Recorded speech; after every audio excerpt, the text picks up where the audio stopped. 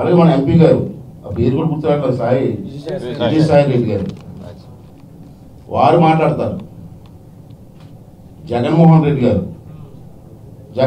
గురించి దిక్కులు మాట్లాడుతున్నారు. ఎందుకంటే వాళ్ళ వంశం అంతా వాళ్ళ తాతగారి దగ్గర నుంచే నాన్నగారి దగ్గర నుంచే వారసత్వం, అది అవినీతి వారసత్వం అవుతుంది. వాళ్ళ తాతగారు అవినీతి మటలు తీసిన వ్యక్తి, ఆ నాన్నగారు కోట్లాది రూపాయలు భూదంతా చేసిన వ్యక్తి, అక్కడి నుంచి అతనికి వారసత్వం వచ్చింది. మరి ఇవాళ ఎంపీ గారు మాట్లాడుతున్నారు, నువ్వు కదా జగన్మోహన్ రెడ్డి గారు జైలుకి వెళ్ళడానికి నువ్వు కదా కారణం. నీ మాటలు నమ్మి నీ సలహాలు తీసుకొని జగన్మోహన్ రెడ్డి గారు 14 నెలలు జైల్లో ఉన్నారంటే దానికి కారణం నువ్వు. ఇవాళ జగన్మోహన్ రెడ్డి గారు వీళ్ళందరి గురించి మాట్లాడుతున్నారంటే అవినీతి గురించి.